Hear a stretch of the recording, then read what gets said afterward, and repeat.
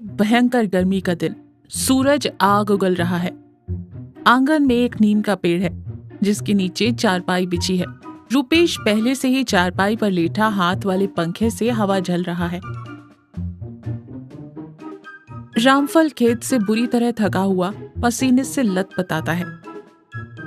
रूपेश हाँफते हुए कहता है, अरे रामफल भैया, इस बार तो सूरज ने कसम खा ली है कि हम गांव वालों को भून कर ही मानेगा। मेरी तो खेत जाने की हिम्मत ही नहीं हुई। रामफल गमछे से पसीना पोंछते हुए निठाल होकर चारपाई पर बैठता है। सच कह रहे हो रूपेश, आज तो खेत में ऐसा लगा जैसे किसी ने भट्टी में खड़ा कर दिया हो। शरीर में एक रत्ती भर की ताकत नहीं बची। तभी सुजाता घर के अंदर से मटके का ठंडा पानी लेकर आती है और रामफल को देती है। सुजाता चिंता भरे स्वर में कहती है, पानी पी लीजिए जी, आपकी तो आंखें एकदम धंस गई हैं। इतनी गर्मी में ऐसे कैसे काम चलेगा? शरीर सूख रहा है आपका। रामफल पानी पीकर लंबी सांसें लेता है। क्या करूं सुजाता, फसल का समय है, काम तो करना ही पड़ेगा। पर सच कहूं तो अब शरीर जवाब दे रहा है।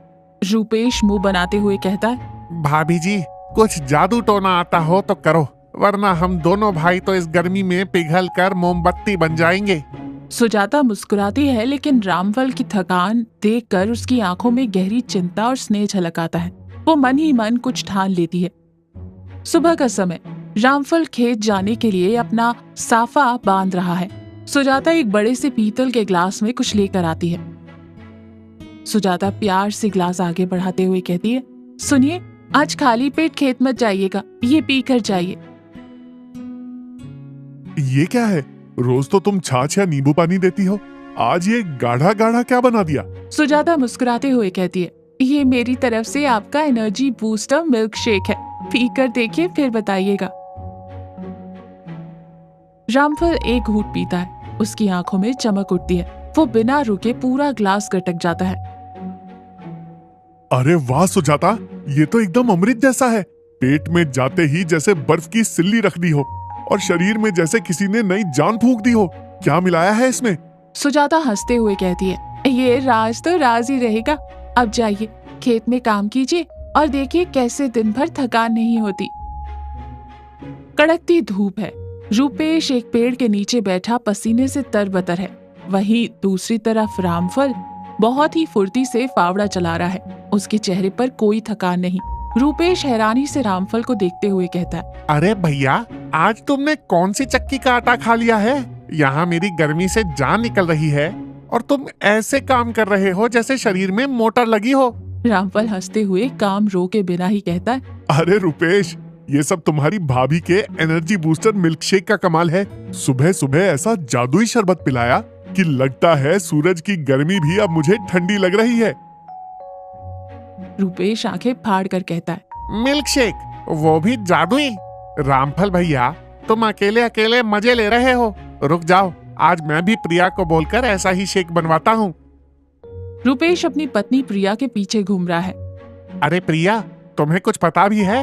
सुजाता भाभी ने रामफल भैया को कोई एनर्जी बूस्टर पिलाया है। वो खेत में चीते की तरह काम कर रहे हैं। तुम भी बनाओ ना मेरे लिए कुछ। प्रिया थोड़ा चिढ़कर कहती है, अरे मुझे क्या पता सुजाता जी ने क्या बनाया है। मैंने पूछा था तो बोली कि शरीर में ताकत लाने वाली चीजें डाली हैं। ताकत तो गर्म चीजों से ही आती है ना। हाँ हाँ, जो भी है जल्दी बनाओ, मुझे भी चीता बनना है आज। प्रिया रसोई में जाती है। वो सोचती है कि ताकत तो मसालों से आती है। वो गर्म दूध में ढेर सारा सौंठ, काली मिर्च और गुड़ मिला देती है। प्रिया ग्लास लेकर आती है। लो जी, पियो इसे। सुजाता जी का शेक इसके आगे कुछ भी नहीं होगा। रूपेश उत्साह में एक ही बार में पूरा ग्लास खाली कर देता है। अचानक उसका चेहरा लाल हो जाता है और उसकी आंखें बड़ी हो जाती हैं। रूपेश मुंह से हवा निकालते हुए खांसते हुए कहता है, पानी पानी लाओ प्रिया। अरे तुमने ताकत की जगह पेट में आग लगा दी। मेरी जीभ जल गई। शाम का समय। रामफल और सुजाता आराम से बैठे चाय पी रहे हैं। तभी रूपेश पेट पकड़े हुए धीरे धीरे आता है। पीछे से प्रिया मुंह लटकाए हुए आती है। आओ रूपेश, क्या बात है, आज तुम्हारा चीता वाला अवतार कहाँ गया? पेट क्यों पकड़ रखा है? भैया मजे मत लो, तुम्हारी भाभी ने आज एनर्जी बूस्टर के नाम पर मुझे लंका की आग उगलने वाला रावण बना दिया। पेट में भट्टी जल रही है। सुजाता और रामफल जोर जोर से हंसने लगते हैं।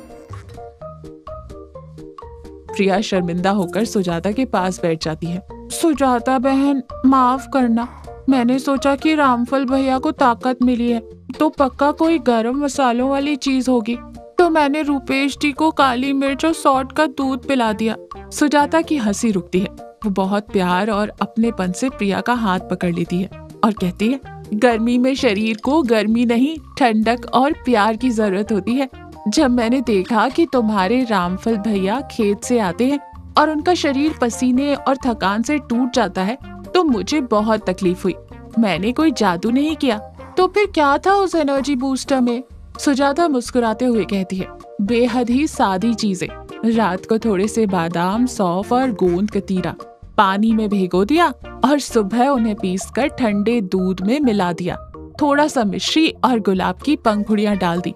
सौंफ और गोंद कतीरा पेट को ठंडा रखते हैं, बादाम शरीर को ताकत देता है और सबसे बड़ी बात, सुजाता रामफल जी की तरफ देखकर मुस्कुराती है, मैंने उसमें अपनी परवाह और प्यार मिलाया था। जब हम अपनों के लिए दिल से कुछ बनाते हैं तो वो सादा खाना भी अमृत बन जाता है। रामफल की आंखों में सुजाता के लिए सम्मान और प्यार झलक आता है। रूपेश भी समझ जाता है। वाह भाभी जी, आप सच में अन्नपूर्णा हैं। मेरी वाली ने तो प्यार के नाम पर आज मुझे मिर्ची का तड़का लगा दिया। और सब जोर से हंस पड़ते हैं। शाम का सुहाना समय है। रामफल के बड़े आंगन में गांव के कुछ खास 10-12 लोग बैठे हैं और हंसी मजाक चल रहा है। सुजाता और प्रिया मिलकर मिट्टी के बड़े कुल्हड़ों में वही एनर्जी बूस्टर मिल्क शेक सबको बांट रही हैं। प्रिया ने अब वो रेसिपी सीख ली है और बहुत खुशी से परोस रही है। भैया रामफल, भाभी जी के हाथों का ये ठंडा मिल्क शेक पीकर तो सारी दिन की थकान हवा हो गई। अरे पूछो मत, ये सिर्फ दूध और बादाम नहीं है भैया, इसमें घर वालों का वो प्यार है जो हमें तपती धूप में लड़ने की ताकत देता है। बिल्कुल सही कहा रूपेश, हम किसान धूप में जलते हैं, लेकिन जब घर आकर परिवार का ये प्यार और ऐसा ठंडा मिल्कशेक मिलता है तो लगता है कि ये मेहनत वसूल हो गई। स्वास्थ्य ही सबसे बड़ा धन है और अपनों का साथ सबसे बड़ी एनर्जी। सुजाता और प्रिया एक दूसरे को देखकर मुस्कुराती हैं और सभी लोग खुशी खुशी मिल्क शेक का आनंद लेते हैं।